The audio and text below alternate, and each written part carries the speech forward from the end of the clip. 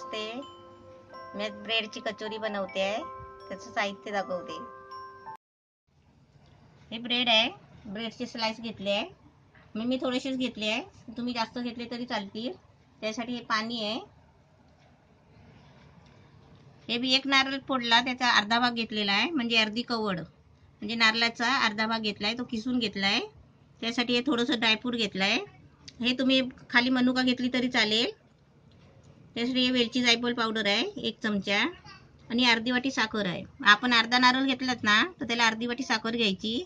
1 नारळ घेतला तर 1 वाटी साखर घ्यायची. आणि जेवढा आपल्याला बनवायचं आहे ना तेवढा आपण बिंदास बनवू शकता. 1 ब्रेड पुरा घेतलात बनवायला तरी पण चालेल. मी तुम्हाला या अर्ध्या नारळाच्या वाटीचं मी तुम्हाला बनवून दाखवते. आता मी गॅस पेटवलाय. त्याच्यामध्ये आहे ना हे भांडं ठेवलंय. त्याच्यात खोबरं टाकायचं.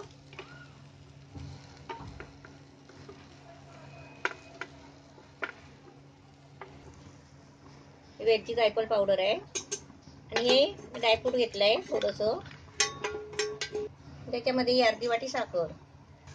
ही साखर पिघलेपर्यंत, आता विरघळेपर्यंत आपण हलवत राहायचं. आता गॅस आहे ना फास्ट नाही करायचा, थोडा मीडियम ठेवायचा.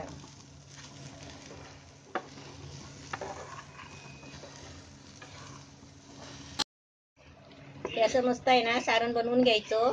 साखर पिघलेपर्यंत, विरघळेपर्यंत असं सारण, म्हणजे गॅस मीडियम ठेवून आहे ना असं हे भाजून बनवून घ्यायचं. आता हे सारण तयार झालेलं आहे. आता मी गॅस बंद करते आणि तुम्हाला पुढचं कसं करायचं ते दाखवते. हे ब्रेड आहे. ही ब्रेडची स्लाइस आहे ना, ही ब्रेडची अशी कडा काढून घेतलेली आहे आणि हा मधचा भाग आहे ब्रेडचा. असे सर्व आहे ना ब्रेडचे स्लाइस असे सर्व करून घ्यायचे पहिले. आणि आता मी आहे ना या डिशमध्ये पाणी घ्यायचा. असं पाणी घ्यायचं ब्रेडमध्ये, प्लेटमध्ये, आणि त्याच्यामध्ये ब्रेड असा दाबून घ्यायचा. मग त्याच्यामध्ये आहे ना पाणी मुरतो. हे ब्रेडच्या स्लाइस मधला पूर्ण पाणी काढून टाकायचा आणि असं हाताने आहे ना चांगलं दाबून घ्यायचा. पूर्ण असं दाबायचं. म्हणजे कसं माहितीये, म्हणजे त्याची अशी पातळ पोपी तयार होते, नरम होतो एकदम. आता ह्याच्यामध्ये आहे ना हे पाणी सगळं पिळून काढलंय. आता त्याच्यामध्ये आपण 1 चमचा, अर्धा चमचा, असं किती राहील तेवढं असं सारण भरायचं. हे सारण पहिले थंड करायचं आणि ते असं भरायचं. म्हणजे जेवढं राहील बसेल तेवढं भरायचं, कारण त्याच्यात 1 चमच्यात बसू शकतो. आणि त्याचा आहे ना असा पूर्ण गोल आकार करायचा, म्हणजे गोल बनवायचा आपण. कारण तो ब्रेड आहे ना पिठाचा असल्यामुळे आहे ना तो आकार चांगला त्याचा गोल बनतो.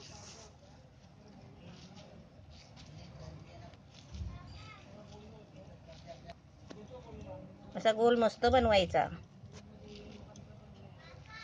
असे आपण बनवून ठेवले ना, थोड्या टायमाने तळून काढले तरी चालतात. असे बनवून ठेवायचे आणि आपल्याला कधी जेव्हा पाहिजे तेव्हा असे तळून काढायचे. तेव्हा असे आणि असे साईडला ठेवायचे सगळे करून. त्याऐवजी दूध घेतलं तरी चालेल, कारण दुधामुळे आहेत ना त्याला चव पण छान लागते. नरम करून हातावर घेऊन असं पाणी दाबून काढायचं. म्हणजे ब्रेड आहे ना तोडायचा नाही. ही ब्रेडची स्लाइस आहे ना ही तोडायची नाही, फक्त अशी दाबून आहे ना त्यातलं पाणी काढून टाकायचं.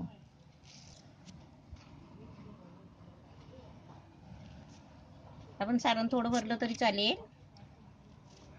फक्त आपण याला गोल करायचं आहे. आपण आता मोदक कसे वळतो तसंच हा प्रकार आहे, पण हे कसं पीठ नाही आहे. असं ह्याला आपण आहे ना असं हळूहळू असं आवळत जायचं. आतलं सारण बाहेर यायला नाही पाहिजे. असं असे आहेत ना सगळे मस्त गोळे करून घ्यायचे, फक्त सारण बाहेर यायला द्यायचं नाही. असं दाबत राहायचं चांगलं सगळीकडून.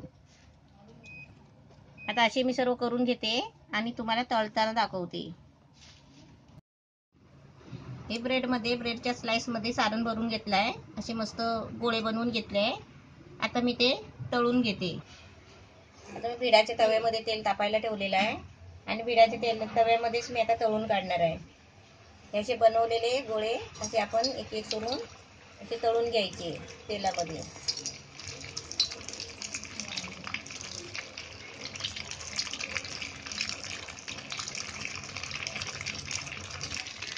ह्याचे आहे ना मस्त फिरवून घ्यायचे. ते मस्त आहे ना हे वडे असे ऑरेंज कलरचे होईपर्यंत तळायचे आणि काढायचे गोल्डन कलरचे.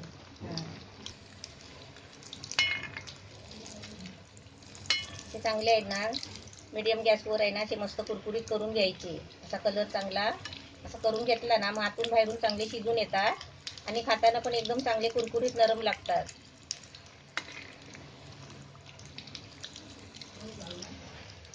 असे मस्त तळून घेते आणि तुम्हाला दाखवते.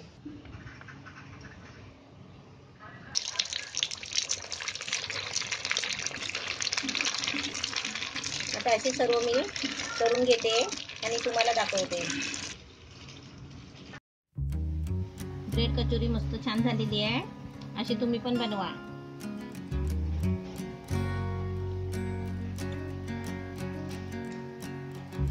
आता तुम्हाला एक मी तोडून दाखवते. मस्त झाले एकदम.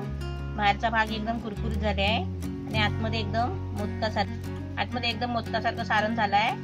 असं तुम्ही पण बनवा मस्तपैकी आणि मला फोटो काढून पाठवा.